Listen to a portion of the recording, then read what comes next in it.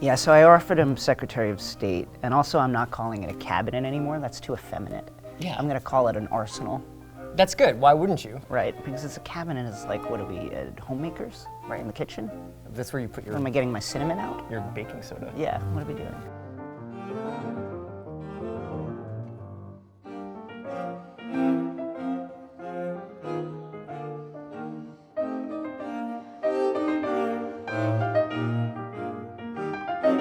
Welcome to Number One Boys, the biggest Succession after show. This is Jason Concepcion. Right. I am Chris Ryan. We are here to talk about Succession Season 2, Episode 5, Turnhaven. Oh, yeah. We're going to get right into buy and sell Let's about go. this episode. So it's 1 part sweet vermouth, 1 part absinthe, organic whole milk that's been left out for a day, Oh, good. and maraschino cherries. And we call it the Harding's muffler. Is that, that's after Warren D. Harding? Yeah. This is probably one of the more excruciating episodes of TV Holy I have cow. seen in a while, especially of Succession, even though there's another episode of Succession where Kendall fucking kills a guy. That's how excruciating this dinner party was. We get into buy or sell, and I am buying dinner parties. Amazing stuff at the dinner party. Incredible meeting of cultures, you know, like Yes. kind of the more left-leaning Pierces. Liberal blue bloods. The more right-leaning Roys, but with a lot more in common than I think they would like to admit. Yeah, and I think that was the coolest thing about this dinner party. Usually with these reunion episodes, which were the backbone of season 1, you get all the Roys together. Yeah. This time it was all the Roys were together. I think this is like the longest they've been together this season. All Yes. of them. Probably the first time they've been together like this since the family therapy session in season 1. And then they all get together, and they're getting together with the Pierces because the Waystar is looking to acquire PGN. And they're all confronted with their mirror image in some way or another. So Nan and Logan are kind of these heads of the families that are very full of bluster, but also probably have a couple of moves. Rhea and Shiv are kind of these CEOs in the, these sort of queens in the making. Right. Max and Connor are the curiosos who are just kind of on the outskirts of the family. Right. And then Kendall and Naomi are, in very many ways, like the most human parts of the family, but also the most damaged. The troubled scions, each with their leader of the family's ear in a certain way, but the relationships are very different. Naomi has a lot of juice with Nan, as Rhea says. Yeah. And Kendall has a lot of juice with Apparently. with Logan. Okay, so let's see. Jason and I really want to talk about this one idea because I think this is one of the more ambiguous episodes of Succession that we've seen. There's a lot of situations in this episode where you're like, I can't tell who knows what here, right? So what was like an example of that you saw? Well, I'm trying to figure out if Logan chess moved this whole thing. Yes. Right? So have Shiv come in because she would be attractive to the Pierces, but also set everything up in such a way that they'd see that, oh, everybody here, even though it is kind of incompetent except for Logan. Right. Have Kendall come in as, the troubled addict in rehab to entrap Naomi, their own troubled addict in rehab. Did he do that on purpose? Yeah, I think he may have. So this goes about as wrong as it possibly could for the Roy family. He wants everybody to stay in their lane. He wants everybody to take a different member of the Pierce family and seduce them. He wants everybody to just play by the same playbook. Right.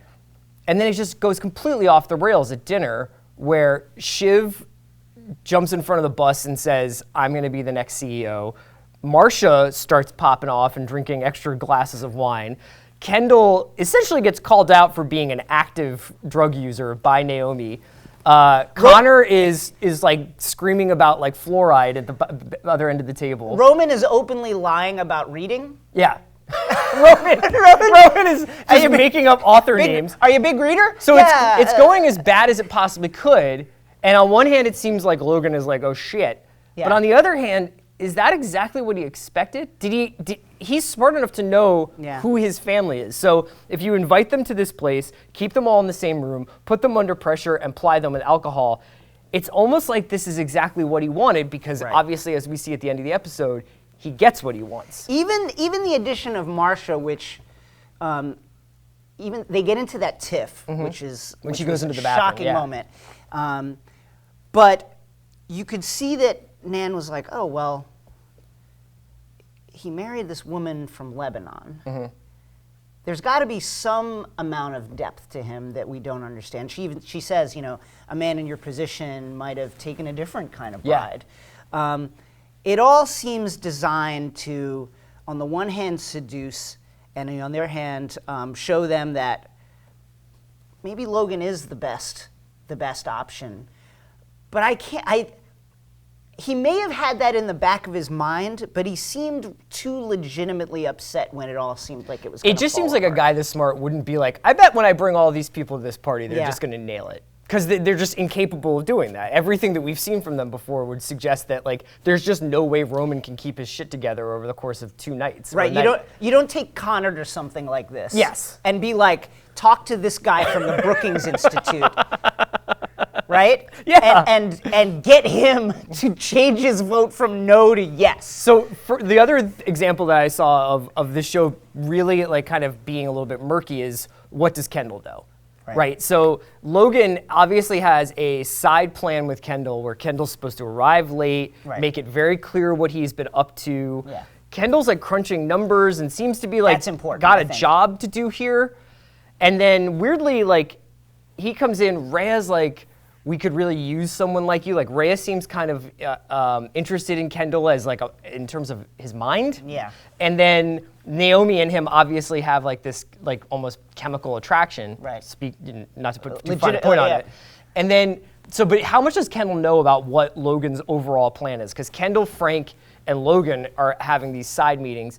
So the show is really doing an interesting thing here because typically everything that the characters know is right in front of us. Right. And this time, like, there's stuff happening off screen that we're not aware of. I think Ken is, you know, we were talking off camera about why did the Pierces cave, and it seems like they did cave at the end.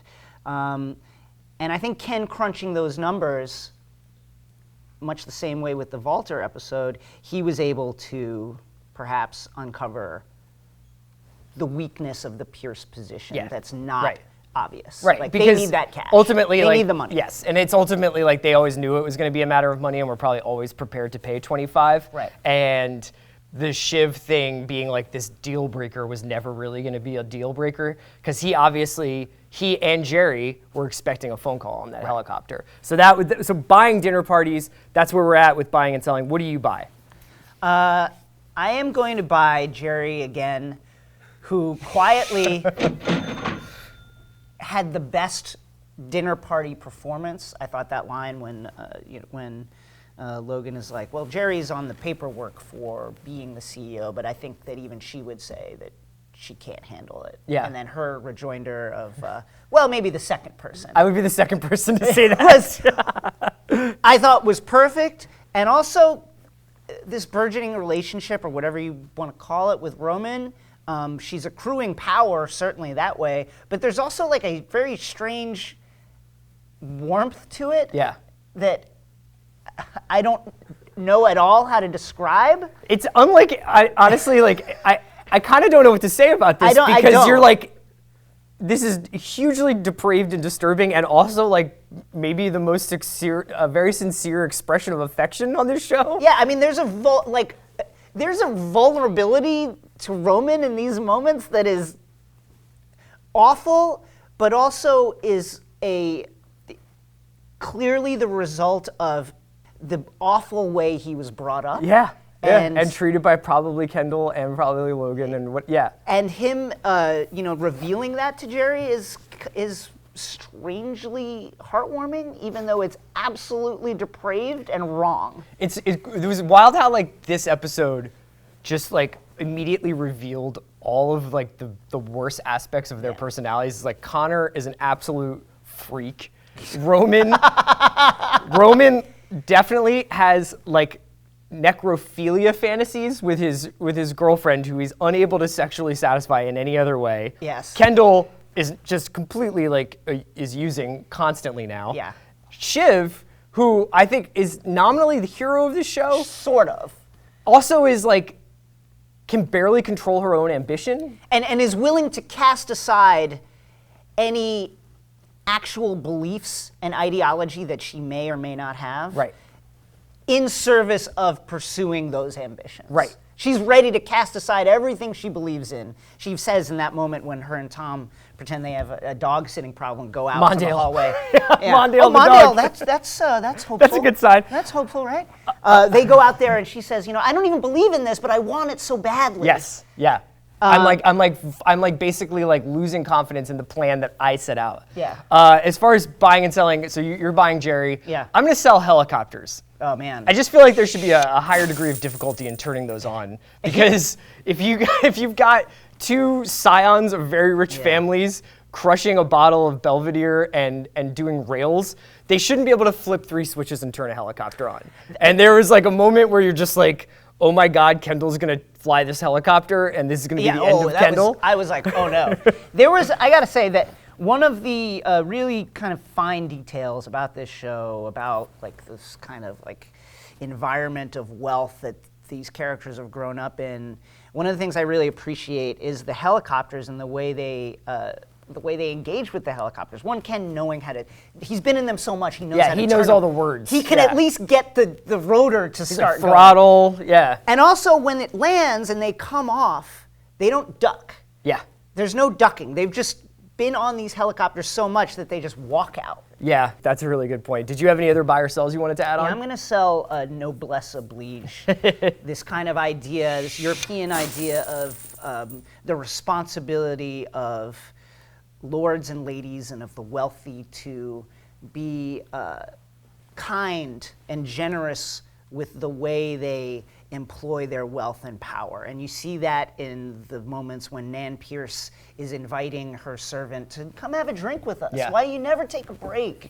You're always working so hard. Why don't you come and have this drink with us? And the kindness that she shows them, that's all really just kind of a front. Yeah. Like that moment again when she comes out with the roast as if she cooked the And everybody's roast. clapping. Yo! Yeah. And then her cook is like peeking out like from the corner to see how everybody responds to it. It's like all these moments. I'm selling those bullshitty moments.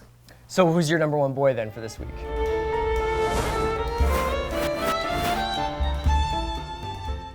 It's got to be Logan, right? Yeah, it's Logan. I mean, if he orchestrated this entire thing down to knowing what his own family members were going to do, down to having the intel that, I mean, that's the thing. The other weird thing is when Rhea's like, Naomi's here, and he's all freaked out, like, oh, I didn't know. Yeah, why didn't you tell me? But then it's like, you seem like you had Kendall immediately undo her.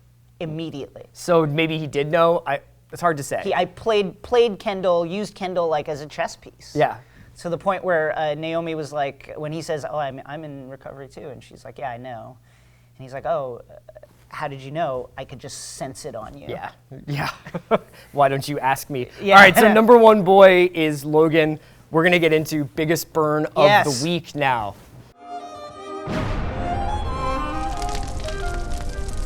Hey, Chris, are you going to be around later today?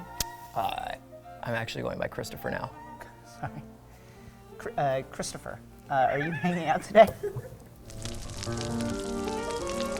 Biggest burn of the week. There's that moment where they have like the quick time out. The family has a quick time out from dinner. Oh my God, yeah. And it's essentially like all of you guys line up and Logan is just gonna like execute each of you. Right.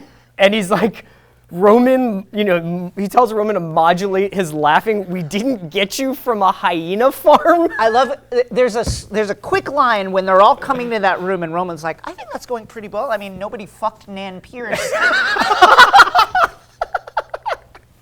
And nobody killed the cat. And nobody killed the cat, so that's going well. Yeah. Did you have another biggest burn of the week? Absolutely excruciating moment when Tabitha has just talked about how if some friend of hers can't have a child, she's planning on having it being a surrogate for them. And then one of the Pierces asks, well, what about you two? What you and Roman? And she says, we're not, no, we're not planning to have a baby because that would require us to have sex.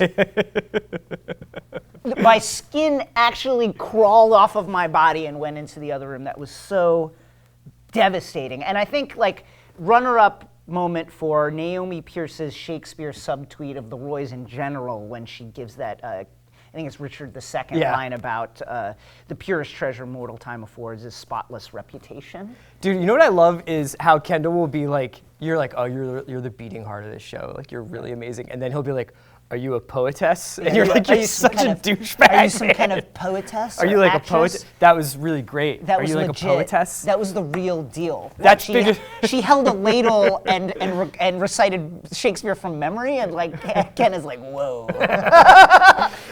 That's biggest burn of the week. Let's get into line of the week, dude. I guess like I kind of want to be like earmuffs to people, but I got to do it. Roman was on fire this Roman week. was just firing. Roman was like shot out of a cannon. Not only did he, here's in his entrance speech to the family when he returns from working in management training, yes. He walks into the room and says, I'm a kettle corn shoveler here to show you frilly clit flickers the truth. And that is only one of a number of incredible lines. I have to say it because it's like, this happened on television. It did. Roman turned to his girlfriend and said, you shouldn't be turned on because dead women aren't wet. Like, our actual producers are like, I'm not sure if we can put this. That's on the show. I don't even know where to go with that. I don't think there's anywhere to go. That was amazing. Is Roman Roy canceled? I know, because he's not canceled, and this is why this show is incredible, because his actually quite astute definition of what consent is when he says, well, if two people politely decide that a wrong thing isn't wrong, then it's okay. That was actually a very astute, that was a great definition of what consent is, although Tabitha clearly is not consenting. Well, let's also like I'm out of here. Track how like sexually charged that is. They're both fully clothed. Yes.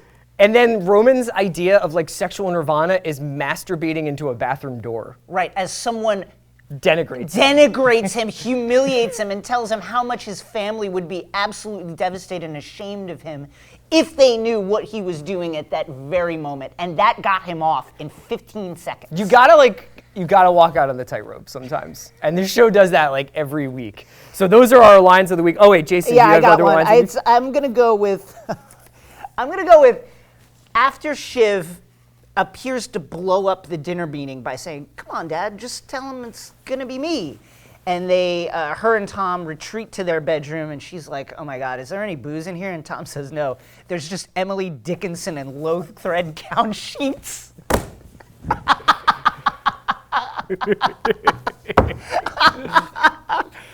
Oh, incredible stuff. That's line of the week. And on the second level is, I can smell the cocaine. Not actually sniff it, but actually just smell the scent of it. Yeah, right. So and the third level is like I can full on snort it. But all the time, you're working on it. I've got it together. Sure. Like I really turned the corner. Like I've got this whole thing. That's that's actually one of the lost steps. Right. Is still doing drugs. And then the top level is I fill a room with cocaine and then I'm just like down like black diamond. You just go Lindsey Vonn, Alberto Tonga.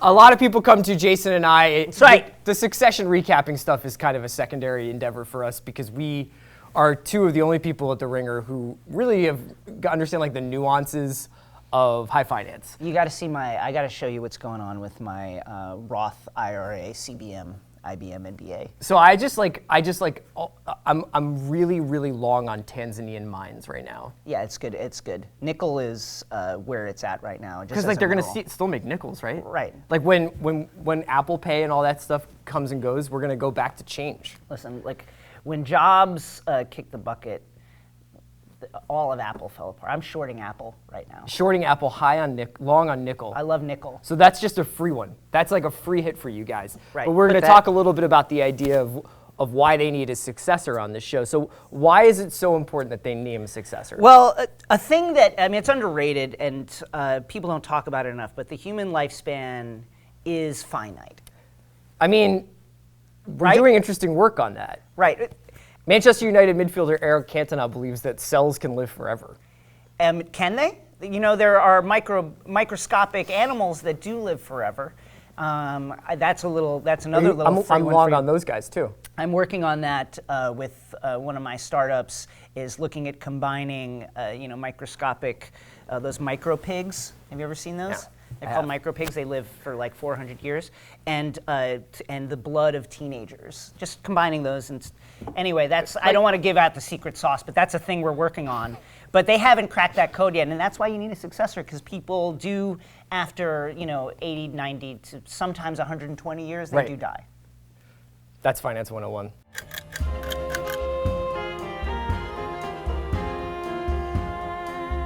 Let's get into Let Them Eat Cake, the crazy rich moment of the week. I just loved all the fake self-deprecation that Nan does. Jason hit on this earlier, but it's basically like her having this, like, I think it was in Connecticut. It seemed like, yeah, they flew over a body of Her water. like gesturing towards their fucking mansion and being like, welcome to our funny little house. You know, and like all of their like funny little conventions that they had. That place was decked out. That place is like, obviously like the summer hotspot. It was just like, all the like fake like, oh, we're just so humble. It's like, get out of here. Even Naomi being like, oh, what do you do? I work at a rehab facility in Mill Valley, which is one of the nicest parts of like the Bay Area. And works on my own recovery. Yeah, it's like, come on. And like, I crashed my Audi. And then again, when Nan comes out with the roast, and everybody's like, yeah. It's like, Nan, you didn't cook this. How You've about been with us the whole time. Some other Turnhaven traditions. I love the drink. Oh, bump breaker. Yeah, the bump breaker, the brake bumper. Brake bumper, I'm sorry. The recipe is stolen from the wallet of Teddy Roosevelt's valet. It's like, what is this, an E.L. Doctorow novel? Like, just fucking, it's an old fashioned. What are you talking about? And also just like, yeah, it's like, look around this house. You have tapestries of people hunting.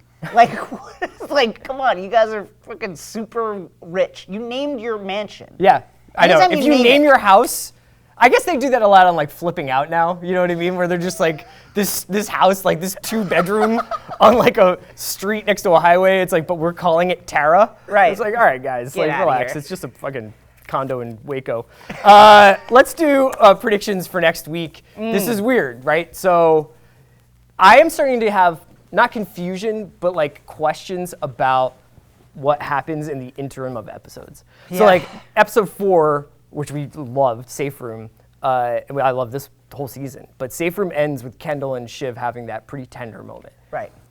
Episode 5 begins, they're kind of reset back to like being very wary of each other. Shiv has had a business trip to London, and now she's back, so a good amount of time has passed. It seems like it. And so I'm curious about, I think rather than even predicting like next week Shiv does this, I'm more curious about how much time passes in between, because Logan has been saying this needs to happen fast for it to work for me. Like I will pay for speed. Gotta happen. So the season is obviously about them trying to acquire Pierce to stave off Stewie and Sandy. I'm devastated that we have not had more Stewie this season. Yeah.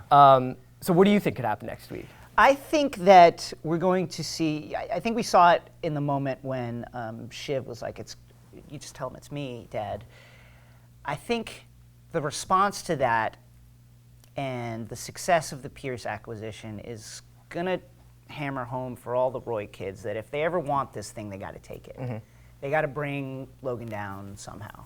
Are we going to see a coup in the making? Do they work together? Do they band together to take Logan down? Because this piecemeal thing of, I'm going to make a side deal with Logan, I'm going to make is not working at all, because he has their number and he's playing them against each other. They need to band together if they ever really want to take this business from him. The only other thing that I think is coming is a Marsha blow-up, because we still haven't found out what is eating at her. Yeah. The idea that Logan was like, she told me her life story in this great night that we had together, and she's like, yeah, I couldn't tell you my life story in a week. Like, she obviously something's building. I think I don't know whether she's resentful that Shiv is being lined up as the successor rather than her.